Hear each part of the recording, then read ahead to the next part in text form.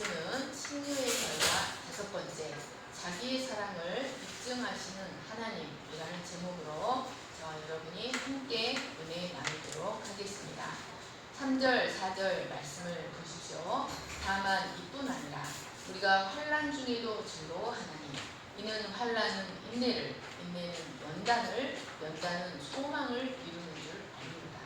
여러분, 지난주 말씀에 칭의의 결과 4번째 축복이 무엇이었습니까? 그것은 믿음으로 의롭다 하심을 받은 자는 환난 중에도 즐거워한다는 것이었습니다. 그것은 환난이 환난으로 끝나지 않고 환난이 하나님의 성도에게 반드시 필요한 덕목인 인내와 연단과 소망을 이루는 줄 알기 때문이었습니다. 여러분, 4절 하반절 말씀을 보시면 결국 환난의 끝이 무엇인가? 환난은 결국 마지막에 무엇을 만들어내는가를 볼 수 있습니다. 그것은 바로 소망을 만들어냅니다. 이 소망이란 우리가 2절에서 말씀했던 모든 성도의 궁극적인 소망, 즉 하나님의 영광을 보게 되는 것을 말합니다. 여러분, 환난의 끝이 소망이라는 말씀은 환난을 통해서 이 소망이 우리 안에서 더 분명해지고 확실해진다는 것을 의미합니다.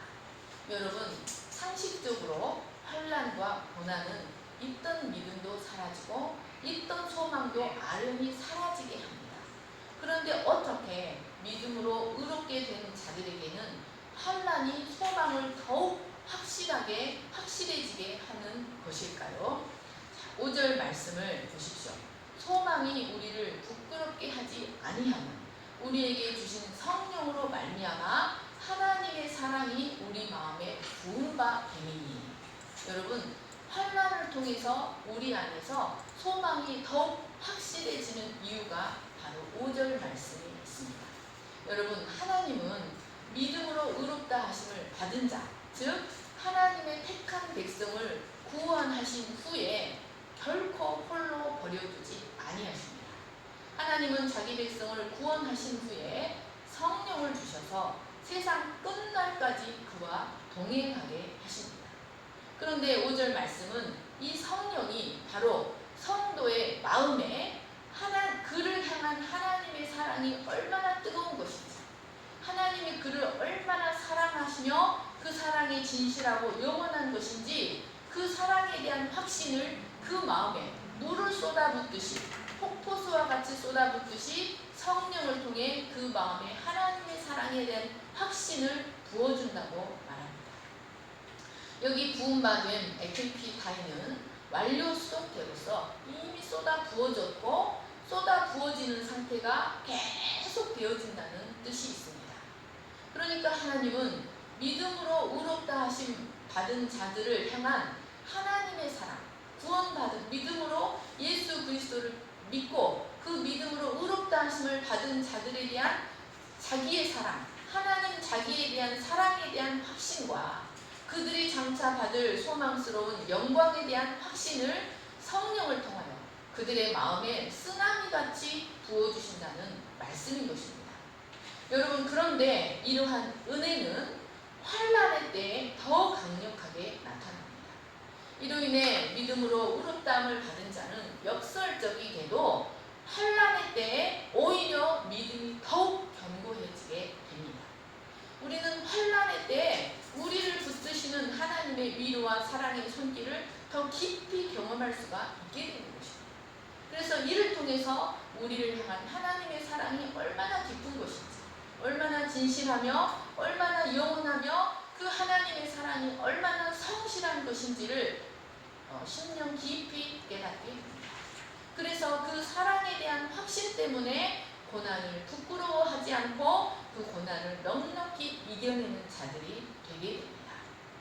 여러분, 여기 소망이 우리를 부끄럽게 하지 아니한다라는 말씀은 1차적으로는 그 소망은 반드시 성취되기 때문에 그 소망을 갖고 있는 우리가 수치를 당하지 않게 될 것이다.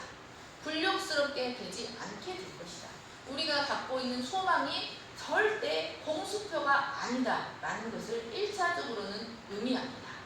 여러분, 우리가 갖고 있는 소망이 우리를 부끄럽게 하지 않는 이유는 하나님은 반드시 한 번 말씀하신 것을 반드시 성취하시기 때문입니다. 하나님은 일량 미쁘시고 거짓이 없으시며 변함이 없으신 하나님이시기 때문에 우리에게 주신 소망이 우리를 결코 부끄럽게 하지 않습니다. 그런데 이 말씀은 단순히 이처럼 미래적인 것만을 의미하지는 않습니다. 여러분, 이 말씀은 현재, 즉 우리가 이 세상을 살아가는 날 동안에도 시련과 고난을 만나게 될 때 이 소망 때문에 우리가 당하는 고난으로 부끄러워하지 않고 그 고난을 넉넉히 이겨내는 자들이 되게 한다는 의미가 들어있습니다. 자, 디모데후서 1장 11, 12절을 보십시오. 같이 읽겠습니다. 시작. 내가 이 복음을 위하여 선포자와 사도와 교사로 세우심을 입었노라. 이로 말미암아 내가 또 이 고난을 받되 부끄러워하지 아니하며 내가 믿는 자를 내가 알고 또한 내가 의탁한 것을 그날까지 그가 능히 지키실 줄을 확신합니다. 여러분, 바울이 디모데에게 이 서신을 보낼 때에는 그의 형편이 노령의 몸일 뿐만 아니라 옥에 갇혀서 죽을 날만 기다리는 죄수의 신세였습니다. 여러분, 그가 얼마나 낙심하고 절망하고 의기소침해질 수밖에 없는 상황이었겠습니까? 사람들은 이런 바울의 형편을 보고 어떻게 하나님이 당신의 나라를 위해 목숨 바쳐 일해온 이 위대한 사도를 이렇게 대우하실 수 있는가? 하나님이 정말 살아계신다면, 그리고 그가 전하는 복음이 참이라면 그의 말년을 이렇게 초라한 죄수 신세가 되게 할 수 있는가? 라고 말했을 것입니다. 바울의 영적 아들 디모데는 자신의 스승 바울의 이런 상황과 사람들의 말 때문에 매우 낙심하고 연약해져 있었습니다. 뿐만 아니라 그와 함께 복음에 동역을 했던 많은 사람들은 바울의 이런 상황을 보고 부끄러움을 느끼며 떠나가 버렸습니다.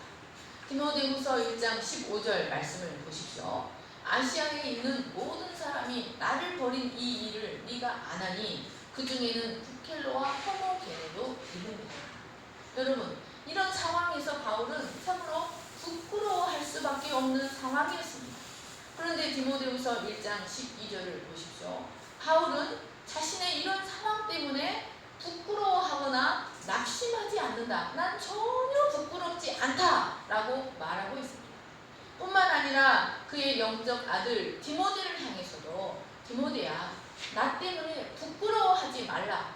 부끄러워하지 말고 오히려 복음과 함께 더 고난을 받으라 라고 말하고 있습니다. 디모데후서 1장 8절을 보시죠. 그러므로 너는 내가 우리 주를 증언함과 또 주를 위하여 갇힌 자 된 나를 부끄러워하지 말고 오직 하나님의 능력을 따라 복음과 함께 고난을 받으라. 여러분, 바울이 어떻게 이렇게 고난을 부끄러워하지 않고 당당하며 넉넉히 이겨내는 자가 될 수 있었습니까? 여러분, 그의 깡이 찔렸기 때문에 그렇습니까? 그렇지 않습니다. 여러분, 하나님의 성령께서 그의 오른편에 계셔서 그의 마음에 폭포수와 같이 하나님의 사랑에 대한 확신을 감당할 수 없을 만큼 그의 마음이 부어주셨기 때문에 그가 그 환난을 부끄러워하지 않고 그 환난을 넉넉히 이겨내는 자가 될 수 있었던 것이었습니다. 여러분, 이것이 믿음으로 의롭다 하심을 받은 자가 누릴 수 있는, 세상에 속한 자들은 결코 알 수 없는 믿음의 비밀입니다. 여러분, 이것이 바로 수많은 의인들이 주의 복음으로 인한 고난을 넉넉히 감당해낼 수 있었던 비결이었습니다. 여러분, 이처럼 환난이 바로 소망으로 나아가는 지름길, 우리의 영광으로 나아가게 하는, 우리를 영광으로 나아가게 하는 지름길이라는 것을 알 수 있습니다. 여러분, 믿음으로 의롭게 된 성도는 이 환난을 통해 죽음으로 끝나버리는 이 현실의 한계를 넘어서서 영원한 세계를 바라보고 즐거워하는 사람으로 변화되게 됩니다. 로마서 8장 17, 18절을 같이 읽겠습니다. 시작. 자녀이면 또한 상속자, 곧 하나님의 상속자요 그리스도와 함께한 상속자니 우리가 그와 함께 영광을 받기 위하여 고난도 함께 받아야 할 것입니다. 생각컨대 현재의 고난은 장차 우리에게 나타날 영광과 좋게 비교할 수 없다. 여러분, 바울이 무엇이라고 말합니까? 우리가 하나님의 사랑받는 자녀, 그래서 하나님 나라를 상속받는 상속자가 되었다면 반드시 고난도 함께 받아야 한다는 말씀입니다. 여러분, 그것은 고난만이 우리를 하나님 나라의 합당한 상속자가 되게 합니다. 여러분, 고난만이 우리를 하나님 나라의 영광으로 이끄는 지름길이기 때문입니다. 여러분, 우리가 받을 영광은 가히 상상할 수 없는 것들입니다. 그리고 그것은 일시적인 것이 아니라 영원한 것입니다. 여러분, 이 세상에서 영광이 아무리 크다 할지라도 여러분, 그것을 영원히 누릴 수 있는 사람이 있습니까? 여러분, 이 세상에서 아무리 영광을 크게 받았다 할지라도 이 세상에서 영원히 건강해서 그 영광을 영원히 누릴 수 있는 사람은 아무도 없습니다. 우리는 모두 늙고 병들고 죽어서 반드시 저 영원한 세상으로 가야만 합니다. 그러므로 이 세상의 영광도 일시적인 것이고 우리가 당하는 환난도 우리의 육체의 생명이 다할 때까지 뿐이라는 사실을 알아야 합니다. 그리고 그 환난보다 영광이 훨씬 크다. 환난은 경한 것이고 영광은 중한 것이라는 사실을 알고 여러분, 그 소망 때문에 환난을 부끄러워하지 아니하고 환난을 넉넉히 이길 수 있는 자들이 되어야 합니다. 사랑하는 여러분, 여러분의 마음에 바울처럼 붙드시는, 여러분을 굳게 붙들어 주시고 그 사랑에 대한 확신을 폭포수와 같이 부어주시는 성령의 위로가 여러분 심령 가운데 넘치시기를 간절히 축원합니다. 여러분, 5절 말씀을 다시 보십시오. 여러분, 이 말씀은 믿음으로 의롭다 하심을 받은 자가 누릴 수 있는 너무나 경이롭고 신비로운 5번째 축복이 무엇인지를 가르쳐줍니다. 그것은 바로 성령의 내주하심입니다. 로마서 8장 14, 15, 16, 26절 말씀을 보십시오. 무릇 하나님의 영으로 인도함을 받는 사람은 곧 하나님의 아들이다. 너희는 다시 무서워하는 종의 영을 받지 아니하고 양자의 영을 받았으므로 우리가 아빠 아버지라고 부르짖는다. 성령이 친히 우리의 영과 더불어 우리가 하나님의 자녀인 것을 증언하시나니 이와 같이 성령도 우리의 연약함을 도우시나니 우리가 마땅히 기도할 바를 알지 못하나 오직 성령이 말할 수 없는 탄식으로 우리를 위하여 친히 간구하십니다. 여러분, 믿음으로 의롭다함을 받은 자는 반드시 그 안에 중간에 없어지거나 파괴되지 않는 하나님의 생명의 원리, 곧 성령을 받게 됩니다.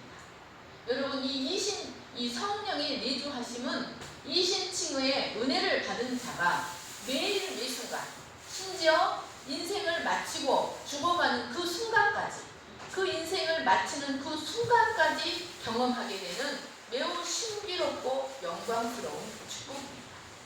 여러분, 핸드폰 보지 마세요.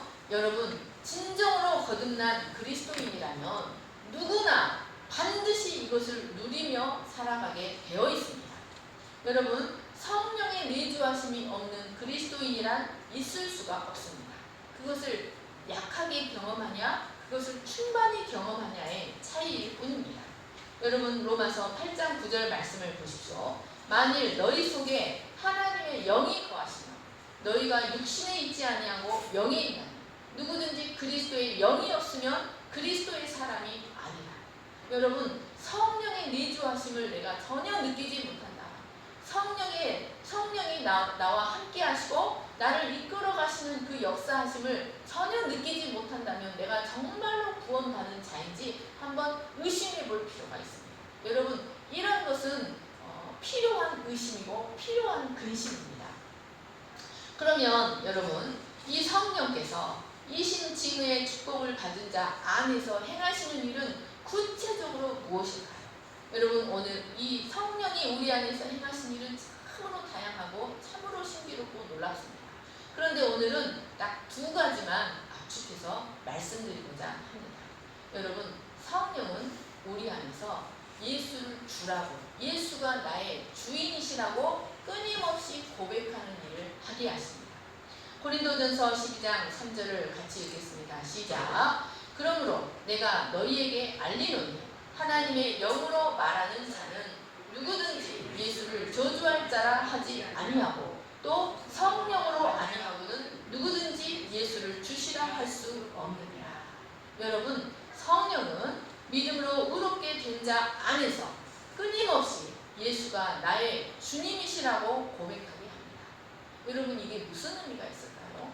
여러분, 예수가 나의 주님이시다라는 말은 단순히 입술로만 고백하는 것을 말하는 것이 아닙니다. 여러분, 그것은 모든 만물이 그로 말미암고 그를 위하여 창조되었는데 그 그리스도가 바로 하나님의 아들이실 뿐만 아니라 나의 생사화복을 당신의 뜻대로 주관하시고 당신의 뜻대로 이끌어가시는 나의 하나님이시고 나의 주인이다. 내 인생을 당신의 뜻대로 주관하시고 이끌어가시는, 당신의 뜻을 위하여 내 인생을 이끌어가시는 나의 하나님이시고 나의 주님이라고 고백하는 것을 의미합니다. 여러분, 바로 그가 죄와 마귀의 노예되었던 나를 핏값을 지불하고 사셨기 때문에 이제 나는 그에게 매인 종이 되었다라고 고백하는 것입니다. 여러분, 이것이 바로 예수를 주라고 고백하는 것을 의미합니다. 그래서 내 생각과 내 계획을 온전히 내려놓고 내 모든 인생, 내 모든 미래를 하나님께 온전히 맡기고 의탁하는 것, 이것이 바로 성령이 우리 안에서 행하시는, 예수가 주라고 고백하게 하시는 내용인 것입니다. 여러분, 이것은 성령이 아니고서는 결코 할 수 없는 고백입니다. 그리고 성령에 속하지 아니한 자, 성령을 받지 못하고 세상에 속한 자에게는 어리석게만 보일 그런 이유입니다. 여러분, 두 번째로 하나님의 성령이 우리 안에서 행하시는 일이 무엇입니까? 그것은 바로 끊임없이 우리 안에서 우리를 향한 하나님의 사랑이 얼마나 뜨거운 것인지, 우리를 향한 하나님의 사랑이 얼마나 진실하고 영원하며 신실한 것인지에 대한 확신을 성령께서 우리 안에서 계속해서 보증해 주신다는 말씀입니다. 여러분, 그래서 우리는 이 성령의 사역을 통하여 내가 하나님의 사랑받는 자녀라는 것, 그리고 장차 영원한 영광의 나라를 물려받을 하나님의 상속자, 하나님 나라의 상속자라는 확신을 갖게 됩니다.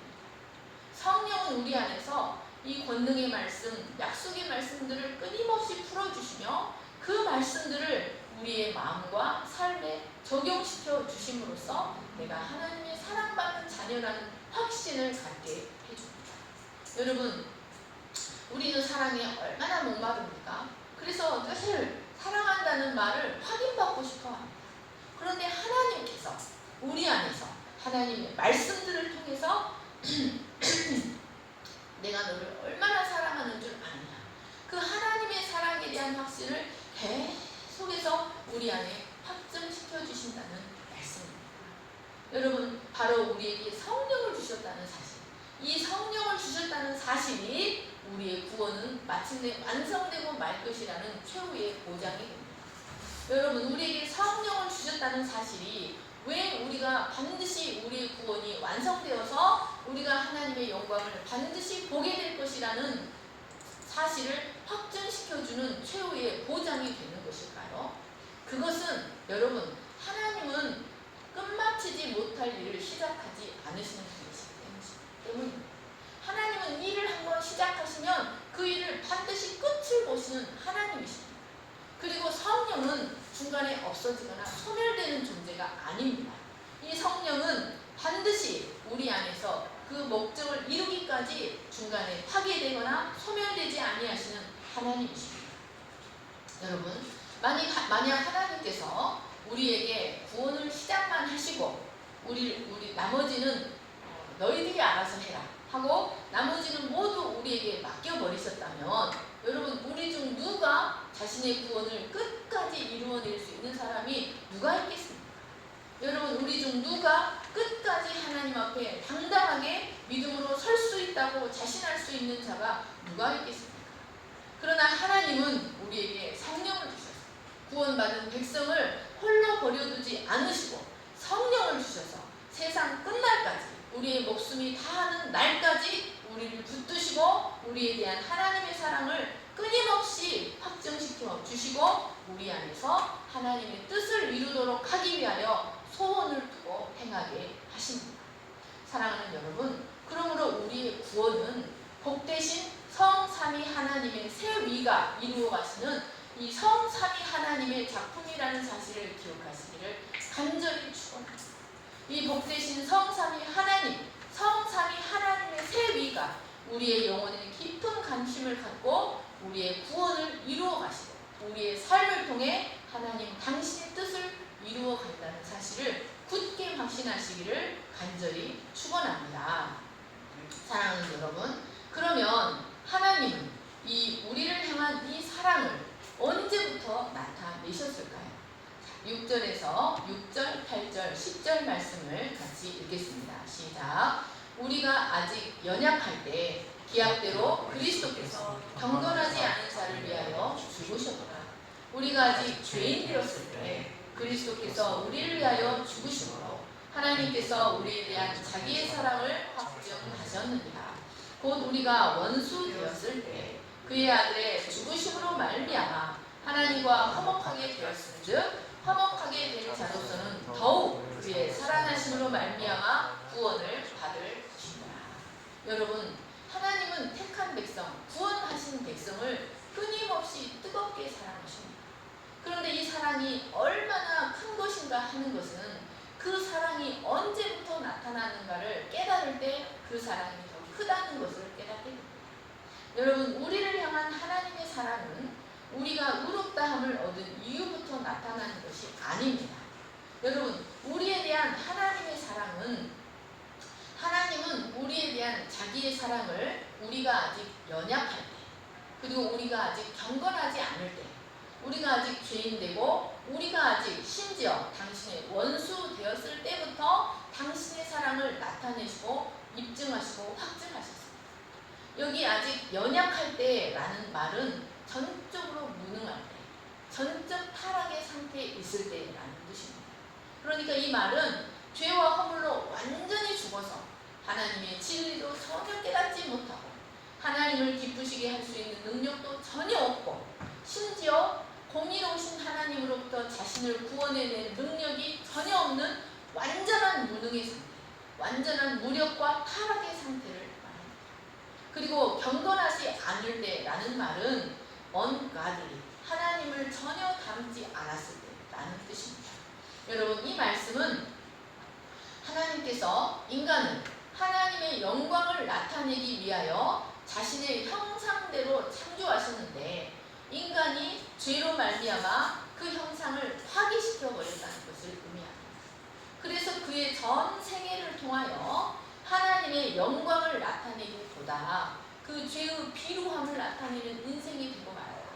죄의 비열함, 그 죄의 극악성을 그의 전 생애를 통해 적나라하게 보여주는 죄인, 하나님의 원수가 되고 만 상태를 의미합니다.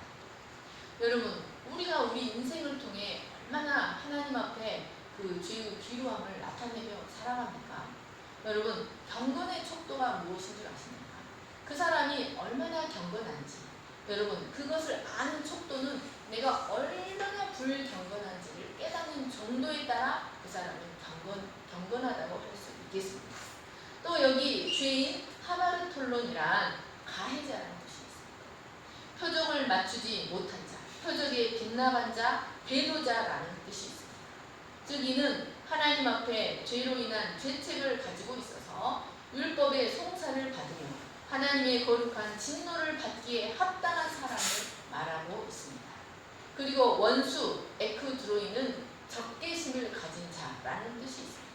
여러분, 이 에크드로이라는 단어는 연약할 때, 경건하지 않을 때, 죄인 되었을 때라는 말보다 하나님과의 단절된 관계를 훨씬 더 명확하게 보여주는 단어입니다. 여러분, 이 단어들은 모두 이 에크드로이라는 단어는 모든 인간은 본능적으로 하나님을 향해 이유를 알 수 없는 적개심을 갖고 있다는 것을 보여줍니다. 그래서 인간들은 노골적으로 하나님을 대적합니다. 하나님도 그의 말씀도 좋아하지 않아요. 그 스스로 그 마음에 이르기를 하나님은 없다라고 하면서 하나님이 안 계신 것처럼 살아가면서 자신을 하나님 앞에 용서받을 수 없는 죄인으로 점점 만들어갑니다. 여러분, 이런 네 가지 단어들은 모두 인간이 얼마나 죄와 깊이 결합되어 있는지, 그리고 인간이 얼마나 영적으로 무능하고 타락의 상태에 있는지를 보여줍니다. 바울은 이런 인간의 상태를 죄와 허물로 죽은 자, 그리고 본질상 진노의 자녀라고 하였습니다. 이런 인간은 자신의 구원을 위해 아무것도 하지 못하고 오직 죄의싹신 영원한 멸망을 향해 나아갈 수밖에 없는 존재였습니다.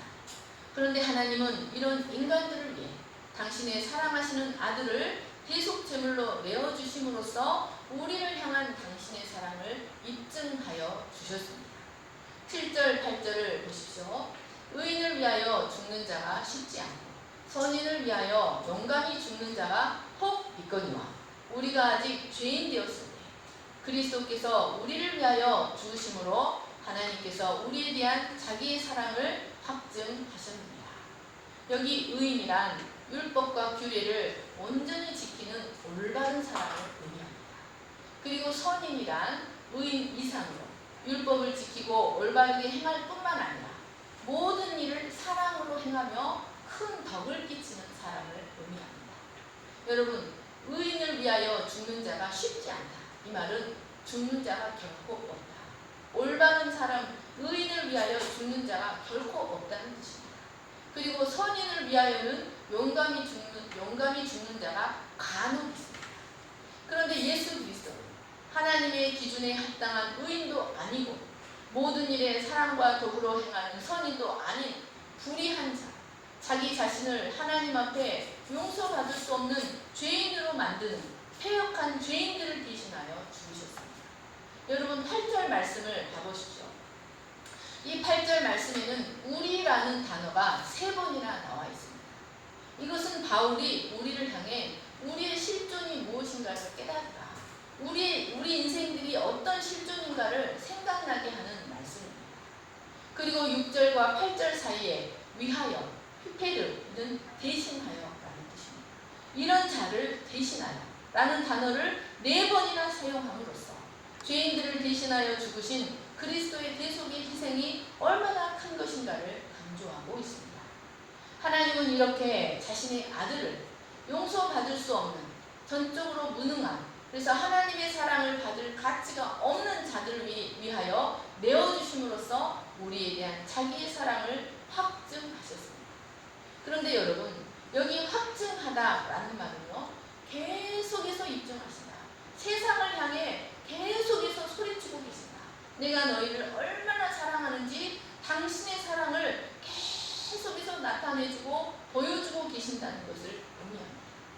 여러분, 그런 말이죠. 이 마음을 끄집어서 보여줄 수도 없고 내 사랑을 어떻게 보여주리. 여러분, 이 끊임없는 사랑을 하나님은 계속해서 이 세상을 향해 자기의 사랑을 보여주고 계신다는 말씀입니다.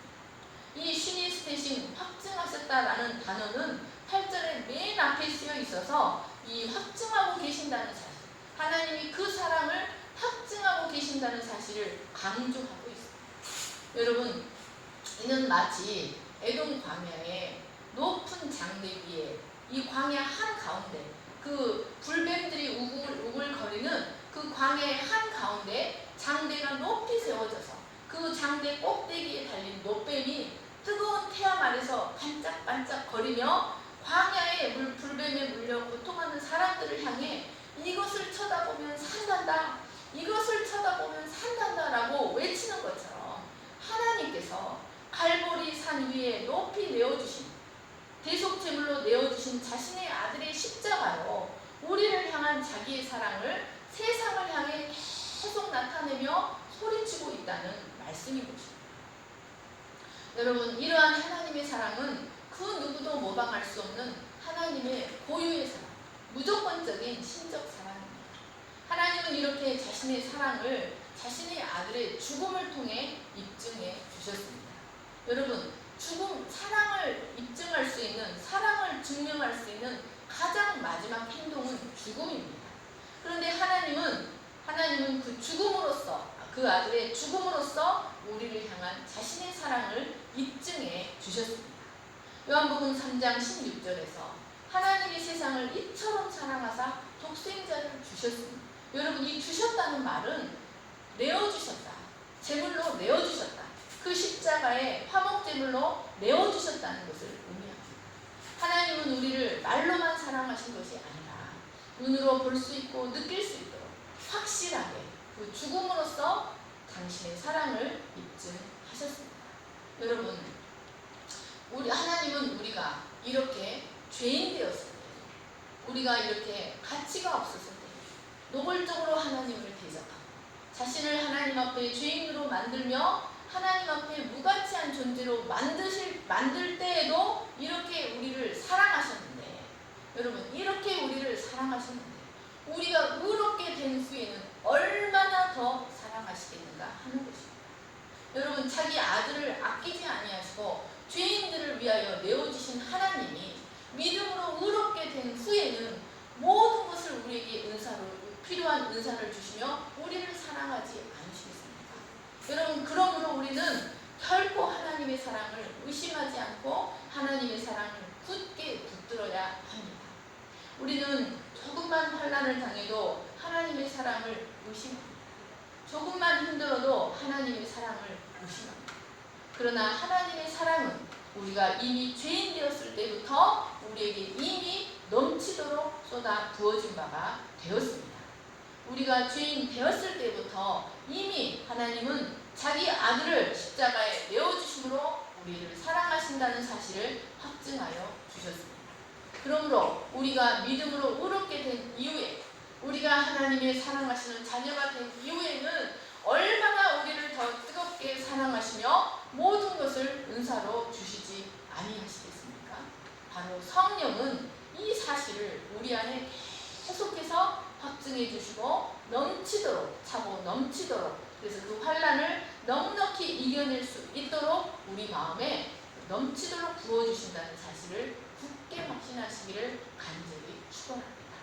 여러분, 우리 안에 말씀이 충만하면 이 하나님, 성령을 통한 하나님의 사랑을 여러분 충만히 느낄 수 있다는 사실을 기억하시기를 축원합니다.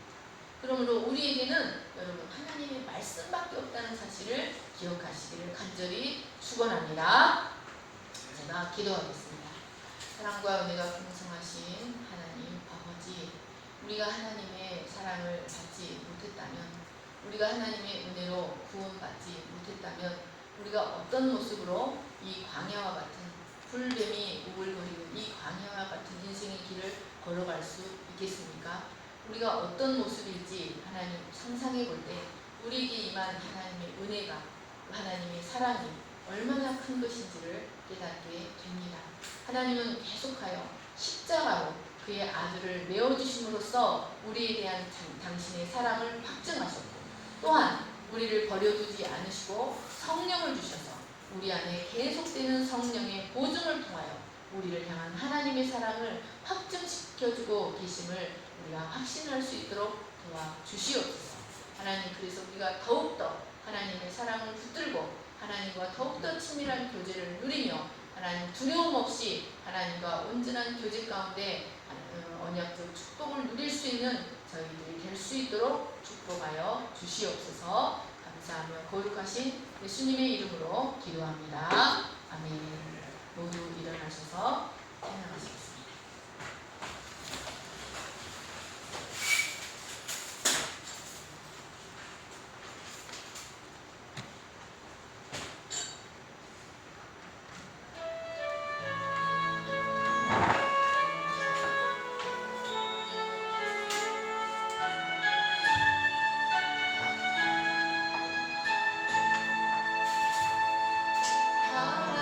하나님의 사랑을